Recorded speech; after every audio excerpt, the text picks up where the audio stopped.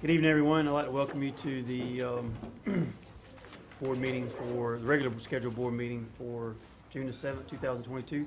If you'll stand with me and please allow Mr. Halsey to do the invocation and pledge allegiance. Let us pray. Dear Heavenly Father, we thank you so much for this day and for your many wonderful blessings. Please just continue to bless and guide us in all that we do and forgive us our sins. In your heavenly name we pray. Amen. Amen. Pledge allegiance to the flag of the United States of America and to the republic for which it stands, one nation, under God, indivisible, with liberty and justice for all. Thank you, Mr. Halsey. We're going to Spotlight on Glynn County by Ms. Tate. Good evening, everyone. Good evening. All right, Jane Macon Middle School 6th graders Jacob Ridwell, Sydney Clark, and Elise Weber were recently named winners of the Recognizing the Risk campaign hosted by the Georgia Department of Transportation and Scholastic Magazine. The initiative builds upon the DOT's existing Drive Alert, Arrive Alive, and See and Be Seen campaigns and gives students, teachers, and parents resources to address distracted driving and walking. The students received a plaque and a certificate of recognition. So please join me in congratulating these students.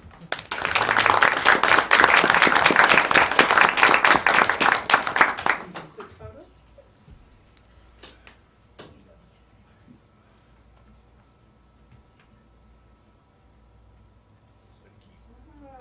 You guys, did you want to say anything to them? We want you to introduce your parents. We've got to put them on the spotlight as well. So if you guys could tell who your parents are. My mother is Sabrina. He's never this quiet. That's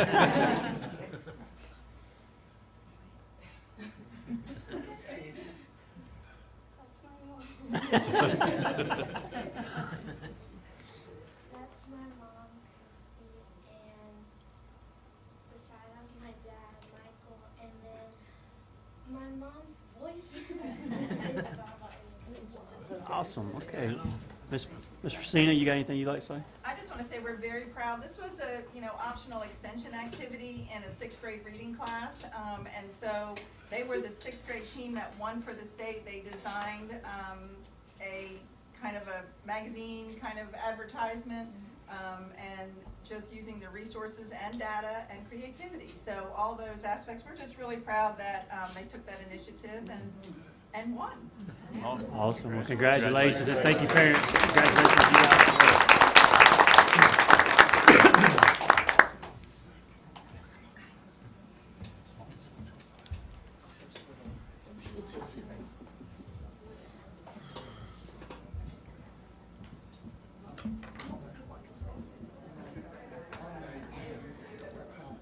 Oh. Okay.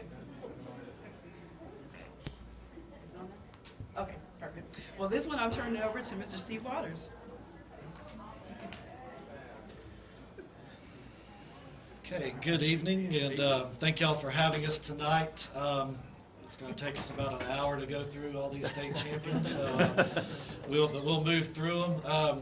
Very proud of the 3 folks that we're recognizing tonight and their accomplishments for Glynn County Schools, but also Glynn County Recreation Department. The first person we are going to recognize is the best athlete in the family, Miss Ava Mountain. The second best athlete's DJ Dallas. And DJ knows that. And he doesn't want any part of her on the track, I promise you that. But I first saw Ava in middle school cross country. She was a 6th grader this year and dominated middle school cross country as well as middle school track.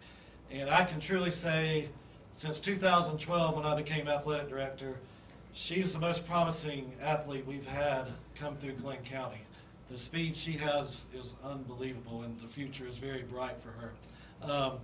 Not only does she win middle school cross country and middle school track championships, but she just won the Georgia Parks and Recreation State Championship in the 1600 and the 1800, and she also broke, and not only broke, but smashed the state records. That has been set for 27 years. Wow. So this young lady is certainly someone to keep your eyes on. She is a rising 7th grader at Needwood.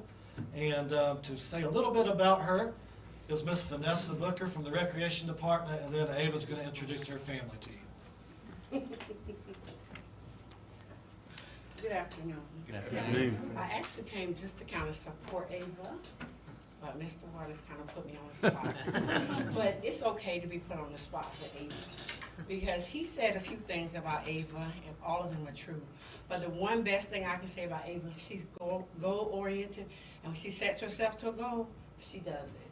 And this whole rec track season, she kept saying, I'm gonna break your record, I'm gonna break your record.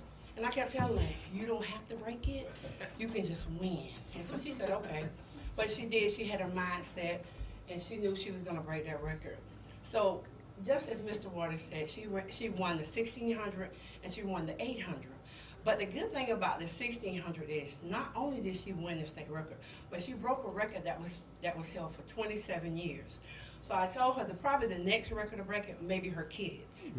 So, but Ava, she's a very, very smart, intelligent girl. We're excited that she and her mom and her family chose to allow her to run through the rec department, because I think for the recreation department, we get to see the kids before they get to middle school and before they get to high school. So that's why we're excited. And I'm not only going to say something about Ava, but I'm going to say something about the other young man, Rankin, because he also ran through the rec, and he set a record and is still a holding record in the high jump. So we're excited to be able to tag team with Brunswick High today. So again, I say thank you, and I just want to say, Ava, I'm proud of you. Thank you all.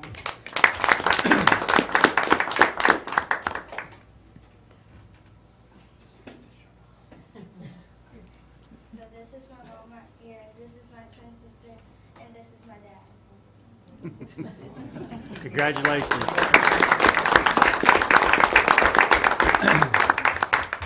Thank you.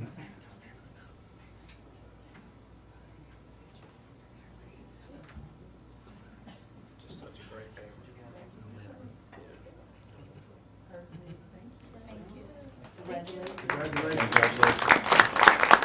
Steve, if I can say something just real quick. My son ran cross country at Needwood this year, so I had the great opportunity to watch her run. And he's not exaggerating. If you think back, like, you remember the first time, the greatest athletes you've ever seen play professional sports, like you think about Michael Jordan, and you see Tiger Woods hit a golf shot, Pete Sampras play tennis. She is literally in that category. Like, when you see her run, she is that dominant. She is one of the best athletes I've ever seen in my lifetime. And it's amazing. It's a joy to watch her run, honestly. So thank you so much for representing Glynn County and the school system too. So I want to say something about it. Well, as a mom, I'm really excited for her. I'm happy for her. But Ava has always tried to find her niche, and she tried everything. And when we got out there at the track, I said, oh my goodness, I think she's a runner. And so every meet, she would always get this look on her face like, and so I'm like, you can do this, you got this. And then I had to start talking to her like, this is your gift that God gave you, and you're gonna have to embrace the talent. The gift that He gave you. And so she's coming into that runner that she is, but she's still learning about this. And so we're gonna keep encouraging her, sure, and letting her know like this is big, and she doesn't know how big it is right now. But and I thank God that she's a humble child, and she just says thank you. We're excited to see what the future holds for Ava, and thank you guys for allowing us to be here tonight. Thank you. Congratulations.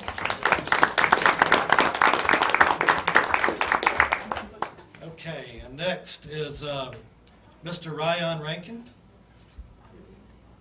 And here he comes, making my 5'11" look short.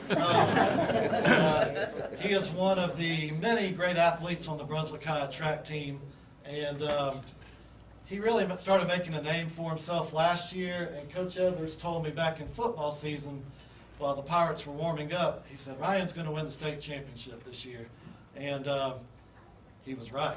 He called it. So, but he certainly not only won the state championship, but he shattered the record as well. And he's got another year coming. So he's probably going to increase the record of 7 feet. And if you watch like SEC, ACC track meets, he's ready for college right now. 7 feet is up there. So we could be looking at life beyond college, hopefully, or athletics beyond college, if he'll continue to keep his head down and work hard, which we know he will. But I'm going to let Coach Edwards speak a little bit about Ryan and his great season. How's everybody doing? Hey. This young man here behind me again, I'm 6'2", and he still makes me look small. But this young man is a testament to hard work, multi-sport superstar. But as far as the track thing, he is basically, and I said it before, the LeBron James of track and field for the high jump. He's doing things that you just don't see once in 5 years or once in 10 years. This year, he eclipsed the mark of 7 feet 6 times. Really 7. We went down to the University of Florida. He won the Florida Relays, the high school version. So there's kids coming from all around. At that time, he was rated the #1 high jumper in the nation.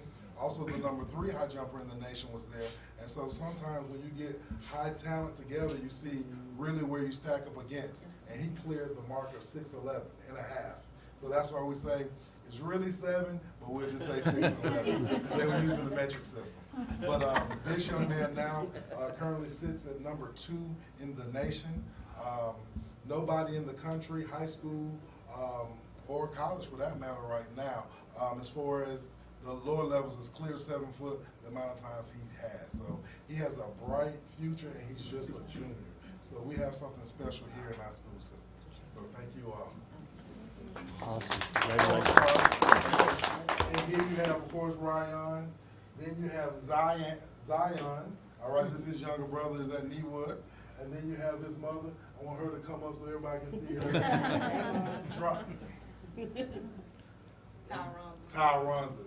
There you go. Miss Tyronza Young. And again, she is actually the backbone and the support for this young man. So we talked to a couple reporters, and that's the main thing that he was saying. He was hearing his mom's voice while he was jumping at the state championship in Carrollton. So again, she's a backbone, hard-working young lady that's helping this young man be great. So again, we just thank you all. Congratulations to all of y'all.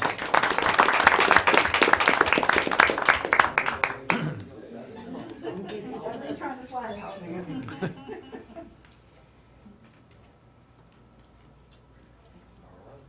Thank you all. Thank you. Congratulations, good job. Okay. And the last group we are going to honor is a group that I coached for a long time, back when I had hair that was black or strawberry blonde or whatever it was.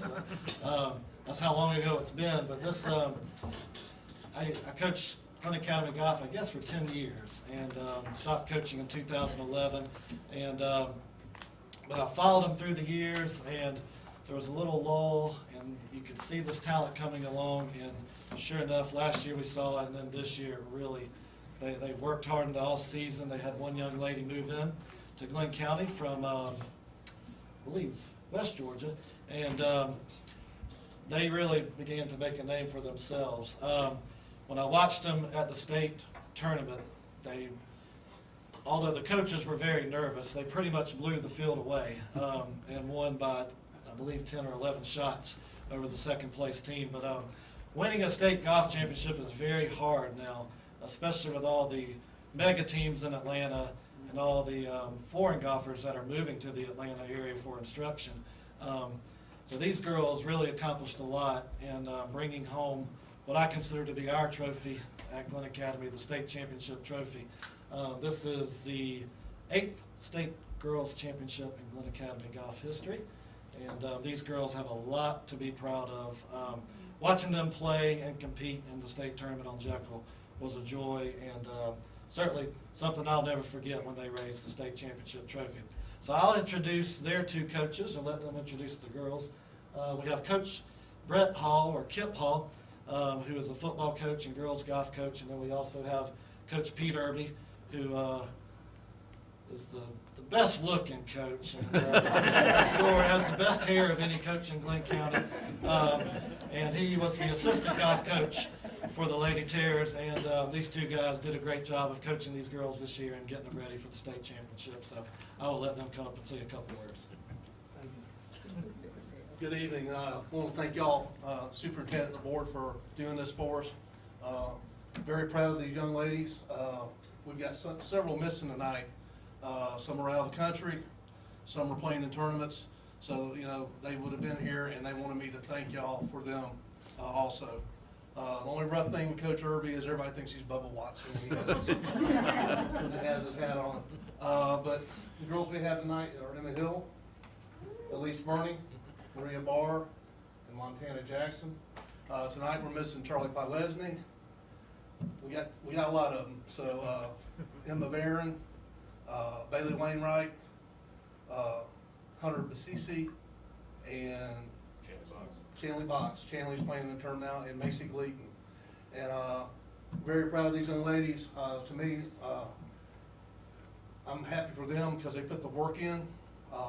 It was great having it home this year, and we're probably going to host it again next year. I'm waiting on the word on that. So we're going to try to go back to back next year.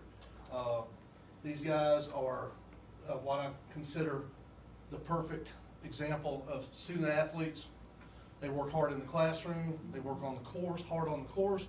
They also work great in the community. They're very fine young ladies, young women, and I'm very proud to be their coach. Coach Irby, you have anything? Just to build on that, like Coach said, we've got 10 golfers from seniors to freshmen, and we're losing 2 of them, unfortunately, that are going to go off and do better things, but we've got 8 coming back, and we also have some young ones at the middle school that will be coming up.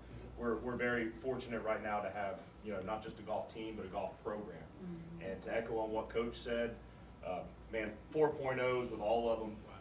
They're in clubs, they're very active students at Glynn Academy. The way they carry themselves through the halls, in the community, and on the golf course is fantastic. I really can't say enough great things about every single one of them. But I'll tell you what, their work ethic, man, it's unreal how much time that these girls spend at the course. You know, you hear about gym rats that won't leave the gym or the weight room. Man, they are on the course every day, working on the course, you know. So, you know, it's certainly paid off, and we expect it to next year as well. So, thanks y'all for having us. And also, I'll be amiss by not saying thank you, Coach Waters, for all the support you've given us. Can't do it without support from the principals, the administration, and the school system. And so we're very proud that we can represent Glynn County, and we can go and continue. Thank you again for having us. Great job. Congratulations, ladies.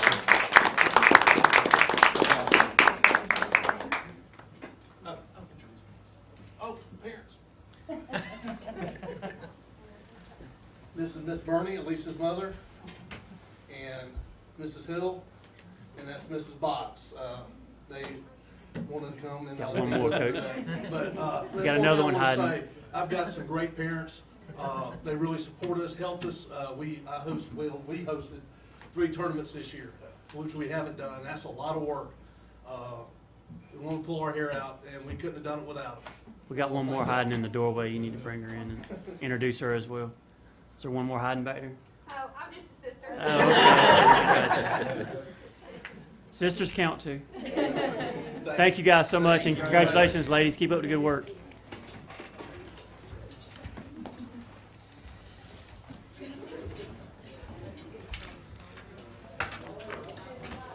Good evening. I was asked to come and give a few quick school nutrition updates. Our summer feeding program, Seamless Summer Option Program, started yesterday, and we're serving all of the students in our on-site programs, and we're also operating under the drive-by curbside model under waivers for this summer, and we're excited that USDA extended those. So we are operating under the parent pickup waiver, the non-congregate meal waiver, and the waiver for mealtime service.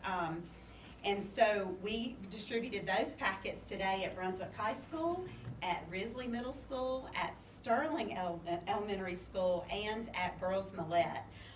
The meal packets included 4 breakfast meals and 4 lunch meals per student. And as of yesterday and today, we have served 5,655 breakfast meals, 6,283 lunch meals, both on-site and the drive-by meal service. So we have already been busy the first 2 days of our summer meal program. When we start back the new school year, we will be operating back to a more normal operating procedure where all of our students will be free, reduced, and paid based on eligibility, and we'll be processing meal applications. So the meal applications will release on the 1st of July, and parents can go ahead and start filling out those applications.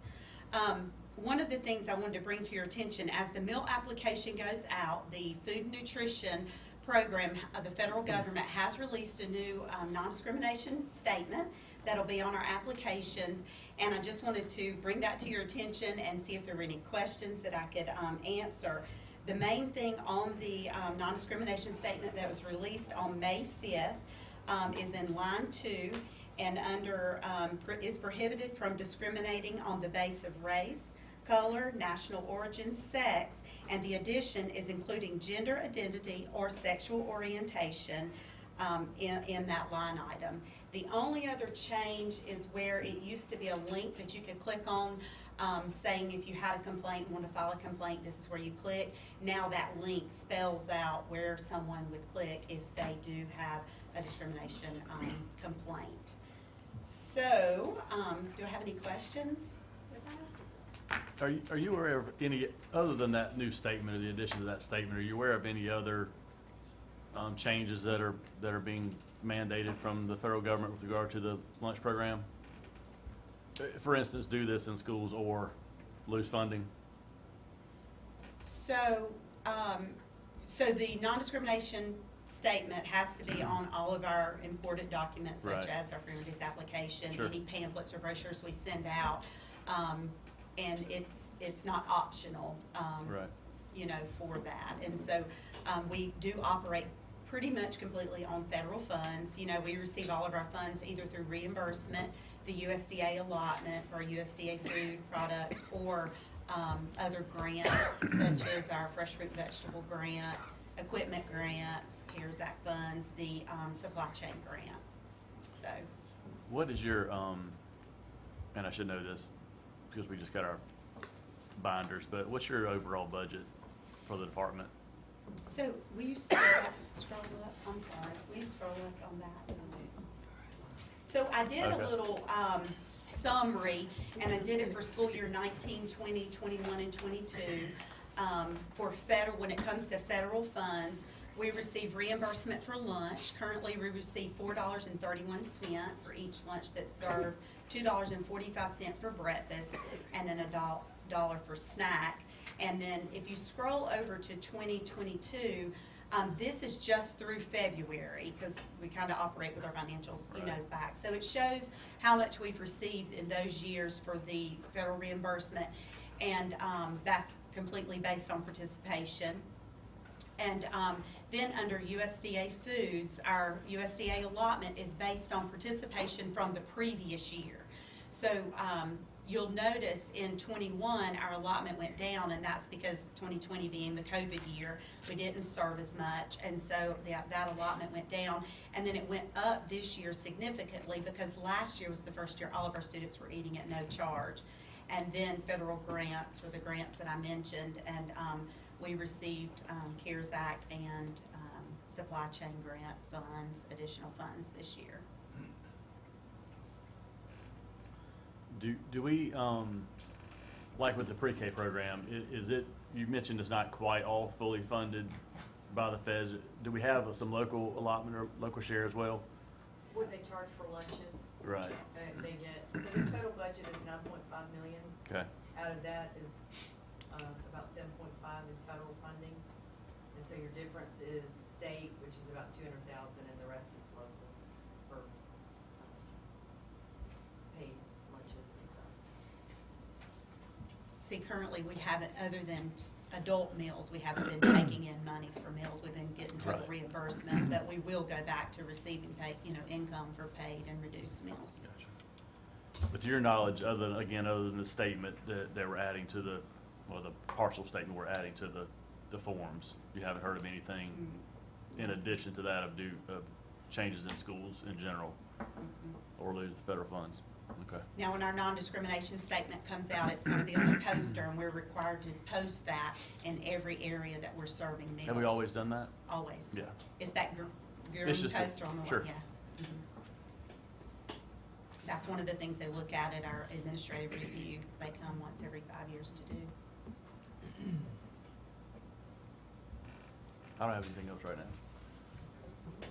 Thank you for coming. Thank Appreciate you. it. You can see all these updates on our Facebook page too. So there's been some great parents and organizations that posted today pictures of our meals that went out, which made us feel good because they were excited about the quality and the way that the meals were presented. So follow us on our Glynn County School Nutrition Well, it's a page as huge well. job, and I know it's been tough on y'all the last couple of years as well. We appreciate all your hard work and dedication. It's not been easy, but it's like when we had hurricanes in the food service department. Excuse me, stepped up to feed folks. Y'all have always answered the call, so we appreciate it very much. Thank you. Thank you. Thank you, Ms. Daniel.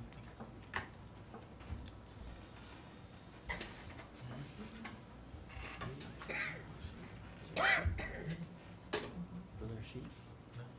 Sign up sheet? No, participation. Okay, thank you, sir. All right. That'll bring us down to number 5, approval of the agenda. I'll entertain a motion to accept the agenda as presented. Motion by Mr. McDowell. Second. Second by Ms. Gibbons. Any discussion? All those in favor? It's unanimous. Consent agenda items, I'll list a few and then you can add or delete. Number 7, number 8, number 9B, C1, 9D4, 9D7, 9D8, 9D10, 9D11,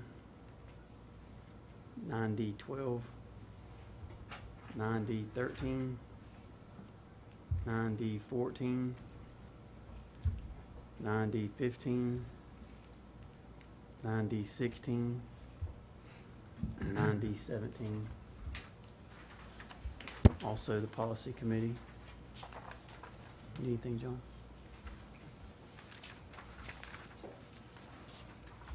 Any additions or deletions? Okay, hearing none, I'll entertain a motion to accept the consent agenda items as presented. So moved. Motion by Ms. Sams, any second? Second. Second by Ms. Gibbons. Any discussion? All those in favor? Unanimous. Thank you. I'll read those back real quick. Quite a few. Number 7 is the approval of the May 5th, 2022 FY23 budget hearing and work session meeting minutes. Number 8 is approval of the May 10th, 2022 regular board meeting minutes. 9B is field trips. 9C1 is the GOOD report. 9D4 is approval of the performance matters renewal. 9D7 is approval of the DOAS unit purchase. D8 is approval of the Georgia Power easement for Golden Isles Elementary. 10 is approval of the Risley HVAC purchase. 11 is approval for the bid for 2307 food and paper products. 12 is approval for the bid 23-10 milk products bid. 13 is approval of the surplus school nutrition equipment. 14 is approval of the RFP 2309 teacher for vision impaired. 15 is approval of the classroom technology surplus, which is the Mimeo-Tech interactive whiteboards. 16 is approval of the surplus classroom technology for the Casio LED projectors. And 17 is approval of the Eureka Math squared addendum. E is the policy committee. Okay. That being said, that will bring us down to, we'll do A in personnel in the back. That would drop us down to 9D1, which is the financial report. Mr. Preston, I thought maybe we could just get a quick. For April? Yes, ma'am. Okay. Or, yeah, right. And then we'll move into, The budget. yes, ma'am. Okay. So for the month of April, we had The governor gave all employees K through 12 in the state of Georgia a $2,000 stipend, and that generated a budget amendment for the general fund in the amount of a little over $2.9 million, which increased your revenues and expenditures. We also had a bus allotment for $77,300, even though our buses cost $149,000.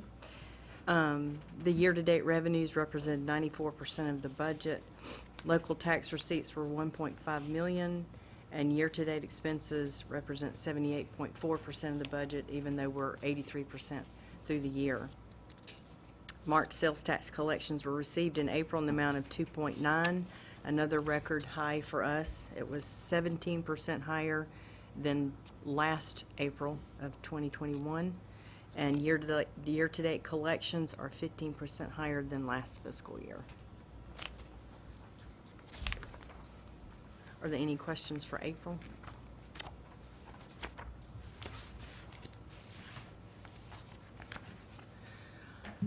The budget is coming to an end. We advertised in the paper the Consolidated Budget on May the 23rd, and that is a ad that represents your main categories of funds that the local board is required to adopt at the function level.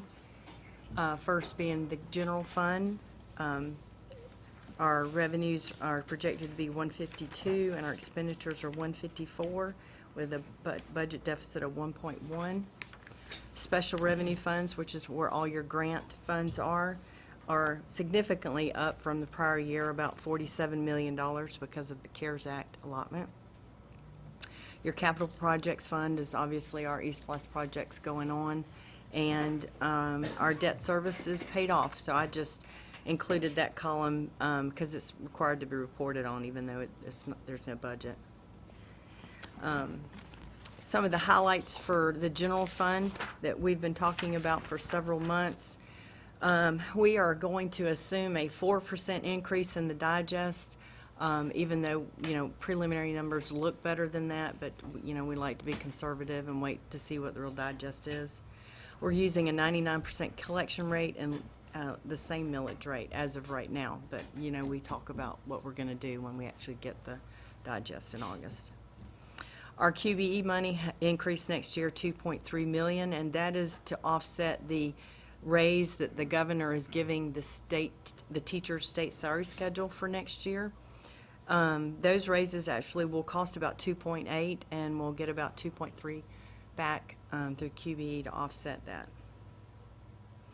The other main increases for the general fund are obviously our step increases that we give every year to employees who increase in years of experiences on our salary scales, and that's about 1.5 million. And we've talked about the local raises that we're giving for next year. We participate in a salary survey for First District RESA, and Dr. Spence's goal is to make sure that our positions are at least in the top 3 in our RESA. And to do that, we had to give varying raises to different categories of employees. Teachers would be getting $1,300, others $650, some of them $725. And it varies based on category. After looking at positions, we only have a slight increase in the number of positions. Decrease in the number of positions. We have lost enrollment over the last couple of years, and that kind of results in really low class sizes. So through attrition, we increased our class sizes, but they're still extremely low throughout the district. So to begin the year, we have an estimated beginning fund balance of $28 million and estimated ending fund balance for next year of about $26.9.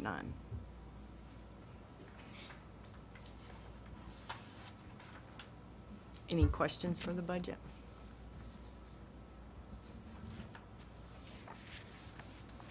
Did you want to review anything else on that as far as you're good. I guess that's all I was kind of looking for, was just a down and dirty. Yeah, we had our public hearings, the last 2 work sessions, so we've met the requirements for that. And okay. We'll back up to D1, and I'll entertain a motion to accept the April financial report as presented. So moved. Motion by Ms. Sams, Second. second by Mr. Halsey. Any discussion? All those in favor? Unanimous, thank you. We appreciate all the good news. I mean, you went through it in low key, but there was a lot of good news in there. I know, I've been going through it since March. She's tired of hearing about it. Do you remember it?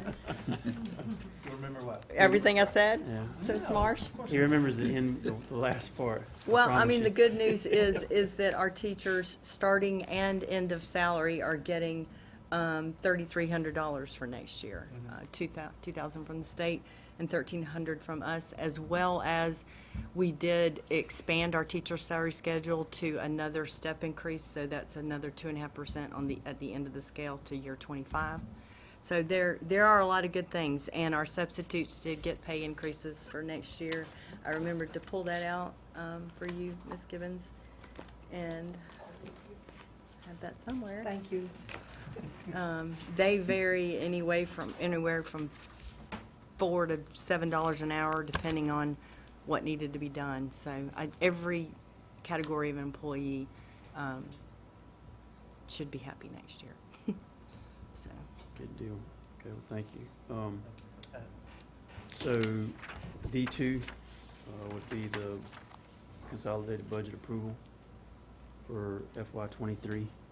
I'll entertain a motion to So moved. approval as presented. Motion by Ms. Gibbons, Second. second by Mr. Halsey. Any discussion? All those in favor? It's unanimous, thank you. Ms. Preston, before you leave, I do want to say thank you. I guess that's one of the last ones with the retirement that you'll put together for us as far as the budget. I know that's how many? How many have you done? 20. 20. I'm sure you've been more involved in more than 20, but we do appreciate the presentations that you've always given us. Thank you. The work that you have done is unprecedented. I do mean that from the bottom of my heart, and you've heard us say that before, but coming through the times that we came through back in, 08 and 06 and 07, 09, 010, 11. 12, 13, yeah, 14. yeah. We can keep going, and for you to be able to bring us through that the way you did and keep the millage rate the way we've done, and I think it's a testament to your hard work and your staff for everything that they've done and the time that they've put forth. There's not a whole lot. I can remember having these meetings, and back then we met a lot more due to the state that we were in and the surrounding counties and the counties in the state being just decimated, and not being able to get through, and the things that they had to do, the furloughs and the layout, the rifts, and just the agonizing things that they were going through, we were able to avoid due to our financial, commitment in the places that you put us in. So, again, I want to tell you and your staff, thank you very much, and you'll certainly be missed, and you're always welcome. So, thank you for everything you've done. We appreciate you. Thank you. And good luck. Enjoy your time. Yeah. All right. Jealous. Yeah, exactly. We've been through 18 of those together. Yes, and, we have. More than anything, I appreciate, your friendship. The And first you've year all- you were on the board, I made you raise the millage You rate. did. And a couple people got to fight in the parking lot. We could sit down and really talk Yeah. about budget season over the last 18 years. But again, to Jerry's point, you've always made it as painless as possible for us, especially. Sure about I mean, that. through all of Dr. Bull's. I mean, it's just been a crazy ride. But we couldn't have done it without your It's a roller stabilizing coaster. force and your knowledge and your expertise there. So we appreciate it more than Thank anything. you. We'll miss you. Thank you. Thank you so much. We appreciate it. Please pass that along to the staff that's I will. not only still here, but that you still associate with from the past. We do appreciate I'm leaving it. him with a pile of money and the best staff he'll ever have. That's right. Don't That is screw true. it up. That's great. I agree. There's I only will one way come to- back to hey, haunt I was you. gonna Only one say, way to go. So. I promise. And if you do screw it up, she's gonna let you know. Yeah, I will. We all will. I agree on both ends of that. Well, thank you so much, and like I said, good luck to you Thank and your you. husband. Take care. Thanks. All right, anything else? All right, let's move down to Mr. Griner with the financial management software. Yes, sir. Thank you. I'll just hit the highlights. Just pull the PowerPoint back up. And just, we can go to the next to the last slide, which has got the 3-year cost on it. It's probably the easiest way to do this.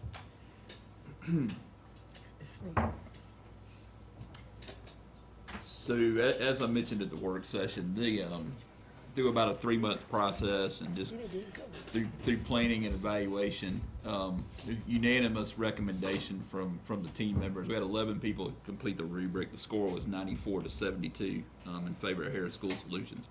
Felt like we got good input from every area, that will basically be using the software. Again, unanimous recommendation. This is the breakdown of the cost for Harris School Solutions. Smart Fusion is the actual brand name of the software. The first $200,000, which is the data conversion, implementation, and training, will come out of ESSER 3 or CARES Act money. We vetted that through our federal programs with Mrs. Scarborough, and it meets the requirements, so we feel comfortable taking it out of there. After that, we're looking at the annual maintenance cost, about $533,000 out of the general fund over the next 3 years. So that's kind of what we're looking at. Actually, year 1, which is the fiscal year, but we just approved the budget for, we probably won't see that full amount because it'll be prorated once we go live. Probably a 6 to 7 month implementation, running parallel for a couple months. So again, it's a recommendation from from the evaluation team that we go with Harris School Solutions and Smart Fusion as the brand, or the software. And I'll be happy to answer any additional questions you might have. Are there any questions for Mr. Griner? I just have one comment. I think in our discussions, you were mentioning that you spoke with someone at one of the 2 site visits that had worked with both of these different software. So I think that was a good insight too. You've got somebody not on the sales side of it that's actually been, working with it and was able to compare and kind of tell you some pros and cons. So I think their recommendation also agreed with what the group came out to be. So that's a good, reassuring note that the group was headed in the right direction as well. Yeah, that was definitely reassuring. And I've been fortunate in my career to have actually worked with both softwares as well. So I think it was kind of good to get that validated from somebody else who used both of them as well. So we kind of had the same opinion. Yeah. I appreciate the thoroughness.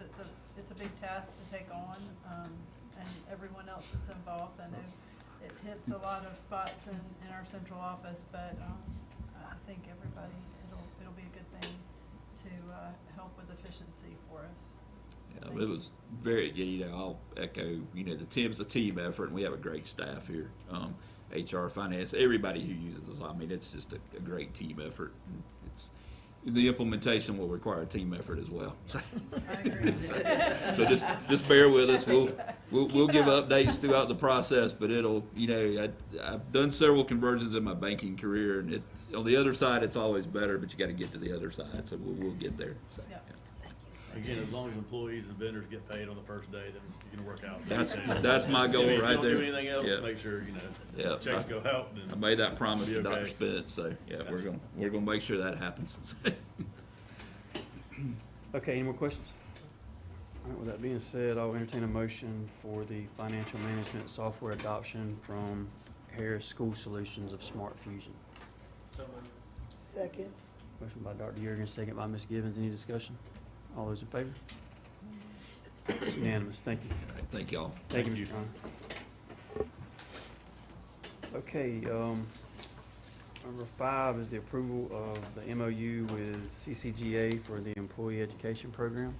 I was just gonna have you, I guess, talk about it, and then if y'all guys don't mind hanging out for a little bit, we'll run through the rest of the meeting real quick, and then we'll sign it right after that, if that's okay. Thank you so much. Appreciate your patience.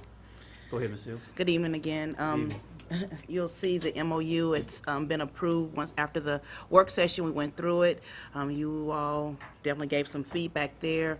And it basically outlines what the College of Coastal Georgia is willing to provide to us and to our staff, our paraprofessionals. For those of you who may not know that may be listening in, this is an opportunity for our paraprofessionals to attend the College of Coastal Georgia to work towards a teaching degree and certificate. with the Georgia Professional Standards Commission, and this will allow them to, it will help our pipeline to becoming teachers, and we really need this. Many of our paraprofessionals are invested in our students and in their education, and we just believe this is a great opportunity. The College of Coastal Georgia is waiving admissions and various different fees, and also offering a book scholarship to our paraprofessionals up to $300. And then we have we'll go through the candidates, we will screen them for them. We'll also make the payment of the cost of attendance differential after their financial aid. And access to space for them to recruit and do things that will in turn help us in the future as well too. So we're excited about this opportunity with them. Well, thank you, and that's exactly why I wanted to review it. I know we talked about it on Thursday, but I did want to give an opportunity to put it back out there for the public to understand.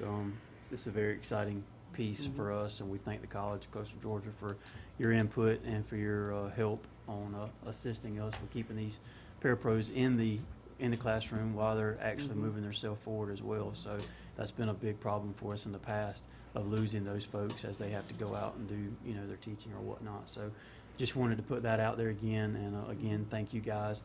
Dr. Johnson, is there anything you want to add, or say? I don't want to put you on the spot, but. No, absolutely. I would just want to say to Chairman Mansell, Dr. Spence, Ms. Seals, our team, Dr. Umfrist, worked really hard on this, and I think it's such a great partnership for the very points that Ms. Seals made about, you have an invested set of employees who are ready to grow and as flexible as we can be and as accommodating as we can be to make sure that they can continue in their work in the school district but get that credential so they can stay with you. We are just really excited about the partnership and the opportunity. So thank you for entrusting us with this work, and we're excited about preparing really high quality, excellent teachers. Well, so are we, and we appreciate Dr. Humphries, your input, and you coming. That was very exciting when you came and presented before on this opportunity. So we're very happy to be a part of it. We're looking forward to, again, a different, I guess, entity of growing our own, and I think somebody gave us a statistic before that we keep so many folks, so many paraprofessionals that actually, start here, end up staying here. Yes. And I think it will help us with retention as well. And not only that, but developing, the folks that actually know the students that, or have relations with the students already. I think that'll help both from the standpoint of professional development as well as the kids and the students also. So thank y'all very much. And we just have a couple more items, and then we'll get that thing signed. So thanks, Ms. Seals, for your team and everybody that's put stuff together for this as well. So I will go ahead and we'll entertain a motion to approve the MOU, and then Dr. Spence and I will sign it before we go into executive session. Second. Ooh. I beat you. I went to the school. I had You got a few already, so we'll have a motion by Mr. Halsey, second by Mr. McDowell. Any discussion? All those in favor? It's unanimous. Thank you. Thank you. Okay, number 6, approval of the Adelio renewal and redesign by Ms. Seals.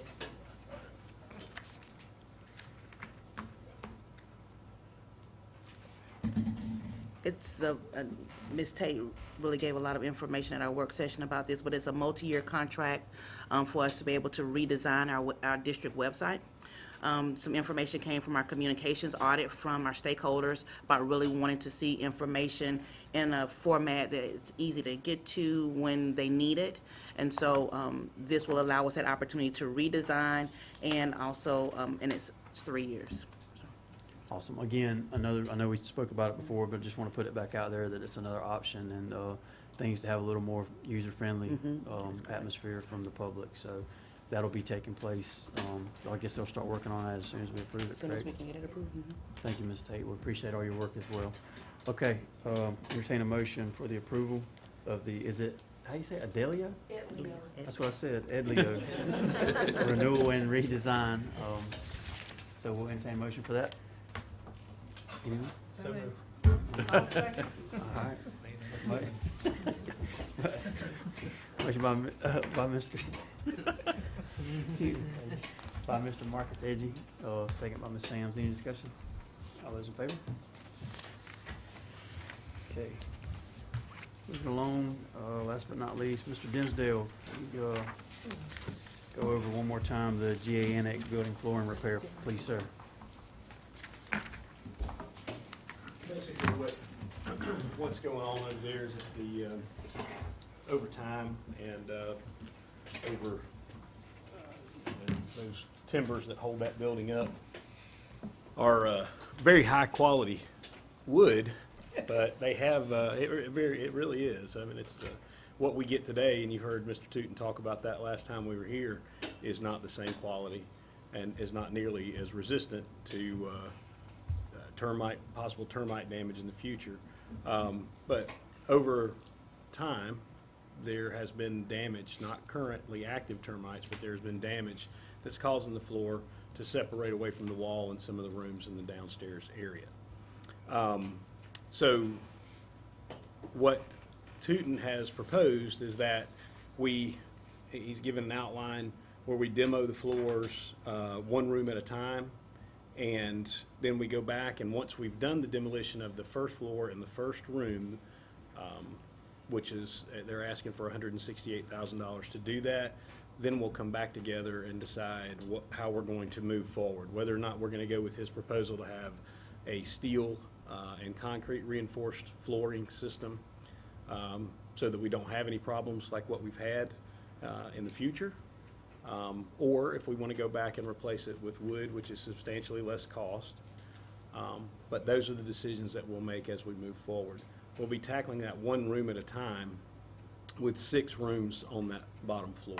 Each room has its own foundation, so to speak. It's not like a house that we have now where just the foundation is really on the outsides of the house, but it's all throughout each room. So we have that gives us the ability to be able to tackle it one room at a time. So that's pretty much. Any questions? I don't recall from Thursday if we talked about whether or not the work is planned to be done while students are in the building, or is it something that's going to be night, weekend? Do we even know that? We're not really that far down the road. The proposal from Tootin is to tackle this one room and try to see how it goes, and that would be done, hopefully, we could start to do that this summer. And then prospectively, we haven't determined 100%, but prospectively, it would be better to address those during the summer in the future, so that we wouldn't be doing it during time when school's in session. Also, it wouldn't offset those classrooms to other locations. You wouldn't have 6 classrooms offset to other locations. You would just have one. And we may be able to do, and he says that we may be able to do more classrooms during the summer otherwise. He thought maybe 2 while school was in session, but as we talked, his final proposal was that we tackle this as summer work from here out. Okay. And after we do the first one, we'll kind of see the time that it takes to make it through. That's right, and make some decisions on the materials as well. Thank you. I mean, it's just, I know it's cutting use plus 3, right? Is that what we talked about last meeting? Yes. This is a chunk of change for floor systems in 6 rooms. It's a lot of money.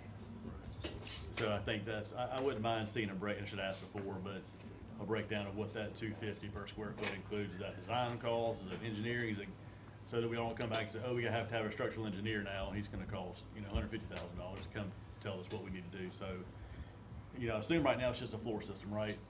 That's the exposed wood is how it got damaged or whatever. So you're talking about going back with reinforced steel and then sort of pouring a slab on top of that. Is that? Here's his. Kind of like you would on a second story of a building? Yes, it's the demo of the floor system, one room at a time, to confirm the condition of existing wood joists. Mm-hmm. And then at that point, determine if it's reasonable to try to repair or replace the wood assembly. Steel joist is what he thinks is the best, and then a steel deck with concrete fill is the best long-term solution that will eliminate future termite or rot damage. So that's his suggestion at this point, but we'd have to, I'm assuming that the $250 per square foot is what he recommends, which is the steel joist, steel deck, and concrete would be, so yeah, after we do this first initial room, we'll have a much better idea. We'll have that breakdown for you, exactly what that $250 per square foot and also entails. you go back with what putting it back the way it was, using wood floors like we do in the regular system, does it drop it to $50 a foot, or is it? Right. Or is it $225, you know, so that makes a difference, I think, when we're making decisions on it. Absolutely. Thank you. How long have the floors been there?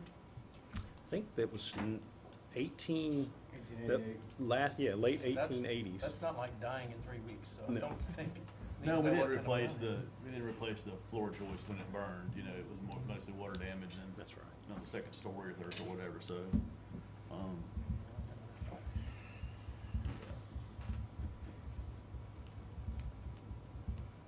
Any other questions? We got anything? The budget itself, as far as the projected budget, and I think that's what you were alluding to. We don't know, I mean, could it go up as far as the $250 a foot? Yes. I'm only saying that because of the way the economy's. Right. And also, one of the reasons that they were asking this early is so that we could avoid supply chain issues as well. But that's the issue. We don't know what to order because we don't know what's wrong. Well, the 168,000. Well, obviously for that. Yeah. And by the way, there's a typo in that. It's $168 instead of $168,000. We need to, On number 2. on number 2, we need to, just for, I guess, document purposes, we need to fix it.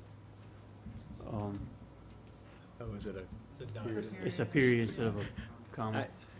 I guess my contacts need to be, because Well, I just pointed out for far as documentation, we just need to correct it. But it's 100, number 2 says process recommended is one room at a time. The budget for the first classroom selected will be $168.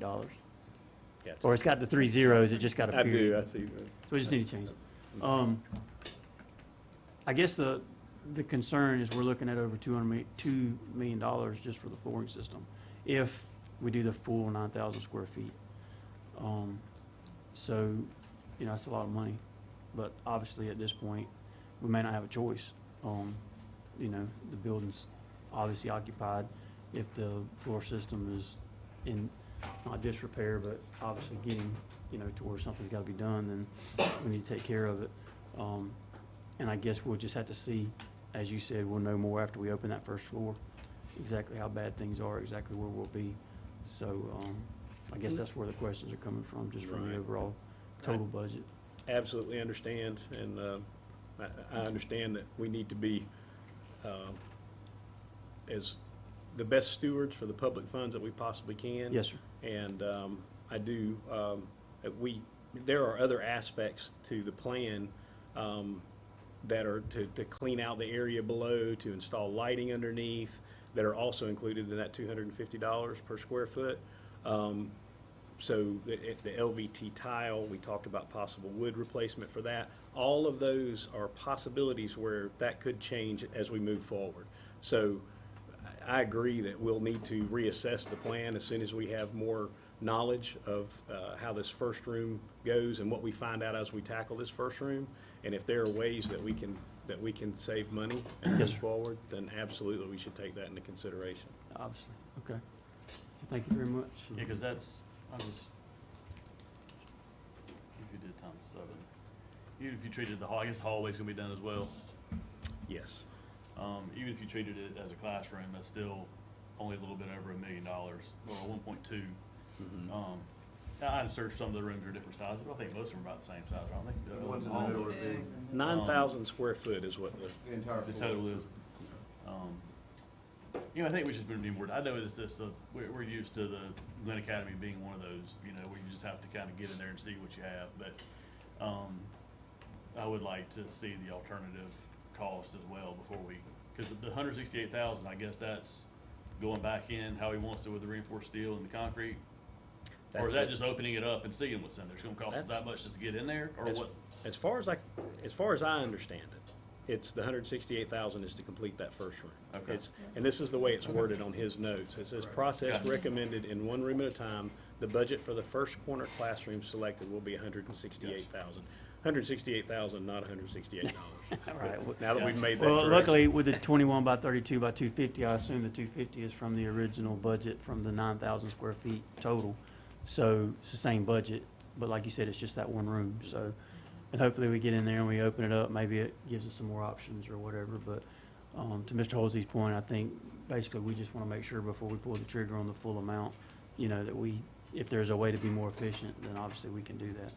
Absolutely. So, I guess we'll kinda, And it goes without saying, if it ever becomes unsafe, either for the people working on it or the students, we need to know and come up with a plan, but, I assume we can have classes and everything else. Nobody's gonna fall through the floor, No. walk in the hall right now? Okay. No. Gotcha, thank you. awesome. Thank you, Mr. When are Dean. they doing, when is this gonna start? Like, once we, As soon as we get this, we'll start to order materials, and hopefully, we were hoping that we'd be able to start this summer, soon. But the demolition part, we could definitely start pretty soon. Again, I go back to, I'm not trying to be argumentative, but I mean, if we approve this and you order materials, you're gonna order it like you're going back with reinforced steel and concrete, right? And order rebar and everything else, and then you're gonna, if we realize that doing the hardwood is $100 a square foot, they're gonna do the next room different. You know, that's my point. I don't wanna jump and approve this and change it every room because, you know, we have 6 different floor systems in the Glynn Academy, you know, in the annex building. Yeah. It just doesn't we don't have enough information, in my opinion, to sort of make this decision right now, so, I don't know, maybe I'm being No, thick, I was but I just don't know. gonna say, we meet once a month all year long, so maybe they open up the floors and we're gonna have some. You gotta special open it up meetings anyway, too. but I mean, if we Yeah. approve this, I don't want you to go order steel tomorrow, but I'm just one person, Right. you know, I wouldn't do that, but that's just me. Absolutely. I know you need to, if that's what we're going with, but I don't know if that's what we wanna go with. If a wood floor system's gonna last another, right, so, I don't know. Well, we're kinda digressing, but No, I'm No, not. no, I mean, we need to, because now I got another question, because with that point being made, what are we looking, because according to what we're voting on, it's just for the repairs. So part of the repairs is to open it up and see what we need. Do you need it voted on for the $250 budget? $250 a square foot budget? I At mean, the open, as 9,000 far as I'm square- concerned, open it up tomorrow. You know, you don't, Let me read this, part of the attachment that we had. I don't know, is that attachment available? Okay, can you go down to the number 3, so we can, just scroll up just a tad. It says, we'll make the final decision about the flooring replacement system with the owner during the first room to be repaired. If a wood replacement system is selected, the initial construction cost may be substantially less. So basically, the we're just voting on the 168,000 repairs, the ability to do the repairs, I For that guess. for the For the first room. And I know that you said something earlier, Mr. Halsey, about, what is that difference if it goes with wood? We don't know that at this point, but. And that's fair. We have what he says is there'll be a substantially less cost if we go in and we decide that wood is the option that we want to go to. So the current cost that's proposed is the $250 per square foot, which is to go back in with the steel joist, steel deck, and concrete fill. I just want to make it clear that I'm not approving ordering steel beams tomorrow.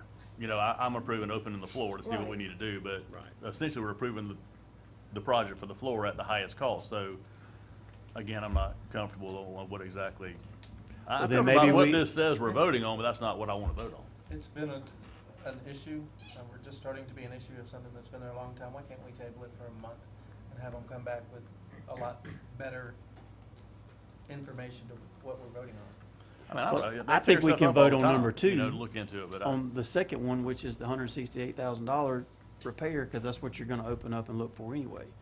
And then if it goes to more before we do the 9,000 square feet, which you're not gonna do now regardless, because we don't have enough time, as far as the summer is concerned, then we can revisit it and see where we're at after you have more concrete numbers of where we're gonna be based on the first room. I mean, I call it do not exceed number, but you can't say that either. No, I So- think this is my personal opinion, but I think if we voted on the recommendation of the one room, the first room at the $168,000 mark, and then we see where we are, if they come back and it needs to be amended, and it's not $168,000, then that's fine too. But who makes that decision? They come back to us by next board meeting and say, okay, well, we opened it up, and this is what we need to do. You have a choice of wood for X, or you can do steel and concrete for 168 max, so. And y'all, but we meet July 12th, is that, I mean, y'all gonna tear into it Monday? I mean, is that reasonable to see how bad it is by the next meeting or not? I'm not sure on that. Okay, I understand, that's fair. Well, and we could always have a special call meeting to try to get this work underway and completed in the summer too. At least one room, and my understanding, they were just gonna open it up and assess the damage, and then come back and say we could do steel or wood.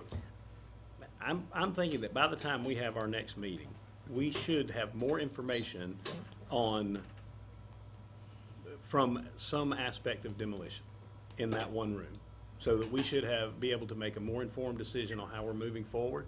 At this point, the cost is saying, okay, we're going with the recommendation, the cost approval for the recommendation that the architect has said would be the absolute best way to repair this for longevity. And that $168,000 is may not all be used.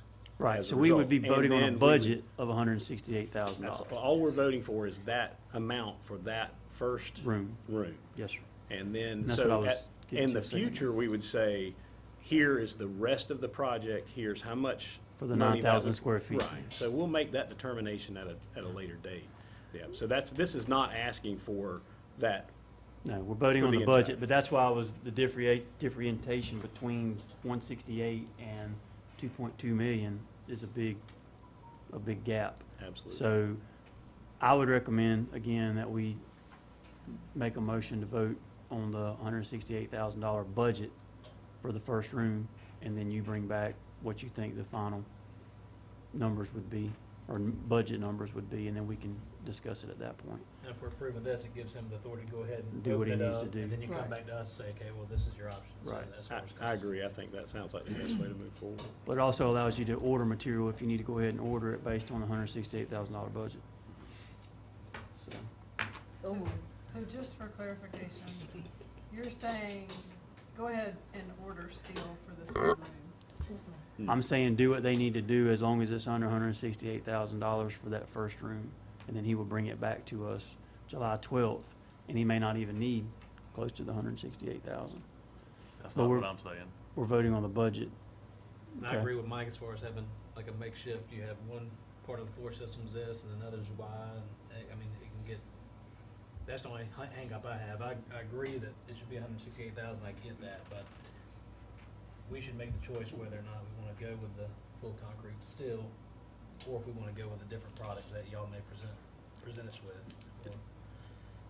But I understand, but the $168,000 gives him the ability to go ahead and open it up, make the assessment, do the vapor barrier if they wanna do that, they can do other stuff. It's just as far as the concrete, the steel that I think Mr. Holy's hung up, as well as myself, I'm not sure if anybody else is, but I wouldn't, if we're gonna do the full thing, I'd rather it be done the same way instead of it's just one room's decked out. and Of then the course, other- I think that. Well, they I wouldn't think that would go consider- without saying, but if y'all want to say it, we can say it. But I mean, surely they wouldn't go in any other directive and have one as one way and one as another, especially if this is budgeted on the $250 square foot price. So all that would be the same. But we can word it however you want to word it. But I'm just trying to give him permission to go ahead and open up the floor and maybe go ahead with the $168,000 budget. I mean, not that they have to use it, but at least they have numbers that they can work with as far as ordering material or whatever else. Because if he opens it up and we need the concrete and all that kind of stuff, are we gonna change our mind? I mean, that's the way we gotta go, right? Yes. When they're gonna make that determination as far as bringing it back to us to say, this is what we've gotta do, and it's based off the $250,000 or $250 square footage price. I do think that was the intent of the architect, was to say, here's how much it would cost to repair the way that I think, before we open this up, to make it the best, the most reliable fix moving forward. And this is how much I suspect that will cost for this one room to be done. So it may not be that much, and it may be substantially less if we find that we can use other materials and change the process, but we won't know that until we get into that first room. That's why they didn't ask for the full $250 per square foot for all 9,000 square feet right out of the gate. Right. So, and the determination on how the entire flooring structure is going to move forward has to be included when we ask for money to do the next rooms as a whole. And then that will be a phased kind of replacement that's done during summers. is the way that I understand it, as a proposal from Mr. Tootin. So just reading number 3 again, it says we will make a final decision about the flooring replacement system. So we're not talking about the visible floor on top, we're talking about the underneath structure with the owner during the first room to be repaired. So that would make me think that we're gonna make that decision before we order any steel or That's wood. correct. So that's what you're wanting, right? It is. So I think the language of number 3 maybe clarifies what we're talking about. And if I didn't say that clearly, I apologize. No, y'all did, but we just, when I brought it up to Mr. Tootin, because I remember, I love the look of the floor, when you go into the building. I know the classrooms aren't hardwood, but obviously, Mr. Tootin brought up when I raised the question, you don't necessarily want to glue hardwood to concrete. It happens all the time, but is that what we want to do? Or do you want to put plywood down and nail the hardwood to that? So I think, from my standpoint, we just need to know other options, that's all.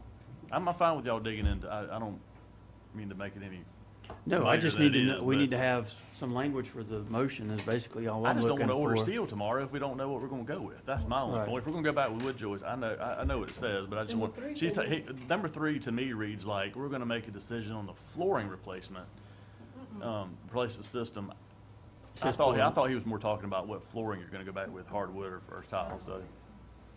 It says flooring All replacement. right, I call the question, so system. y'all stop talking about it. It's gotta be voted on. It does have to be voted on. Supermajority. So I just need a motion. If not, I'm gonna make one. And it's gonna be So a moved. $168,000 Second. budget, so, but I wanna make sure everybody understands what the motion is. I'll make a motion that we accept the, GA Annex flooring replacement budget of $168,000 for the first room. Second. Second, motion by myself, second by Dr. Yergin. Any discussion? Besides, Hussey had already made the And she already motion. made the second, but that's okay, y'all go ahead. Yeah. You seconded it before I ever made the motion. No. I didn't get Hussey my made the verbs out. motion. You got it down? No, Hussey made the motion before you made the motion. I'll let him didn't I? have it. That's He, okay. You didn't hear him make the motion? I heard him say motion before I ever got the words out of my mouth. So, Okay.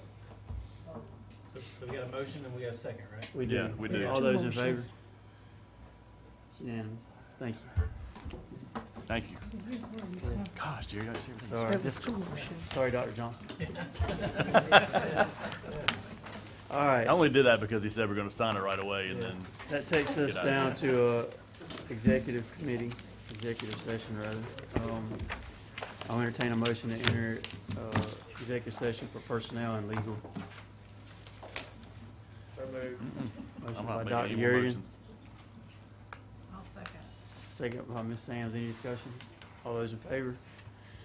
Unanimous at 7:13. Thank you.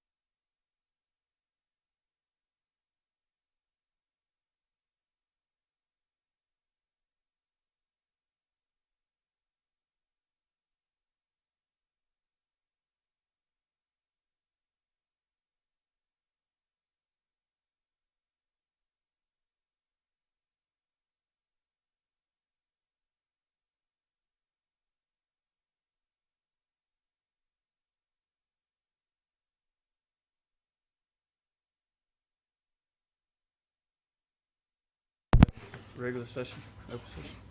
So moved. Motion by Dr. Yergin, Second. second by Mr. Edgy. Any discussion? All those in favor? It's unanimous at 7:55.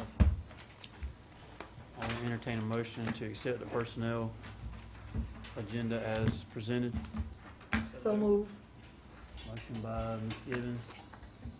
Second. Second by Dr. Yergin. Any discussion? All those in favor? It's unanimous. I'll entertain a motion for adjournment. So moved. Motion by Mr. Edgy. Second.